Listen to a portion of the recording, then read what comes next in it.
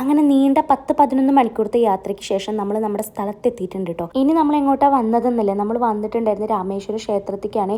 ഈ ഒരു അമ്പലം കാണാൻ ഭയങ്കര ഭംഗിയാണ് കേട്ടോ. നമുക്ക് ഈ ക്ഷേത്രത്തിൽ വന്നിട്ട് പുനർവിവാഹം കഴിക്കാനുള്ള ഒരു വഴിപാടുണ്ടായിരുന്നേ, അതിന് വേണ്ടിയിട്ടാണ് നമ്മൾ വന്നിട്ടുണ്ടായിരുന്നത്. നമ്മുടെ ഒരു വിശ്വാസമാണ്. അങ്ങനെ പുനർവിവാഹ ചടങ്ങുകളൊക്കെ കഴിഞ്ഞ് അവിടെ വന്ന 22 കിണറ്റിൽ നിന്നുള്ള വെള്ളം കൊണ്ട് കുളിച്ച് നമ്മളിനി ഡ്രസ്സ് മാറാൻ പോവുകയാണ്. നനഞ്ഞ വസ്ത്രത്തിൽ നമ്മൾ അമ്പലത്തിൻ്റെ ഉള്ളിലേക്ക് കയറ്റില്ല കേട്ടോ. അങ്ങനെ റൂമിലെത്തി നമ്മൾ എല്ലാവരും ഒന്ന് വന്ന് കിടന്നേ. ഇന്നലത്തെ ക്ഷീണം നല്ലോണം ഉണ്ടായിരുന്നു. അങ്ങനെ ഉറക്കമൊക്കെ കഴിഞ്ഞ് നമ്മൾ അമ്പലത്തിലെത്തിയപ്പോഴത്തേനും അമ്പലത്തിൻ്റെ നട അടച്ചിട്ടുണ്ടായിരുന്നു. ഇനി 3 മണിക്ക് ശേഷമേ കയറാൻ പറ്റുള്ളൂ കേട്ടോ. അതൊക്കെ കഴിഞ്ഞപ്പോൾ നമ്മൾ അവിടെ പ്രസിദ്ധമായിട്ടുള്ള ധനുഷ്കോടി വിസിറ്റ് ചെയ്യാൻ വേണ്ടി പോയിട്ടുണ്ടായിരുന്നു. അങ്ങോട്ട് പോകുന്ന വഴിക്ക് എൻ്റെ കയ്യിൽ നിന്ന് ഫോണൊക്കെ മേടിച്ച് നമ്മുടെ നക്ഷമോൻ ഇത് വീഡിയോ ഒക്കെ എടുത്ത് വ്ളോഗൊക്കെ ചെയ്യുന്നു കേട്ടോ.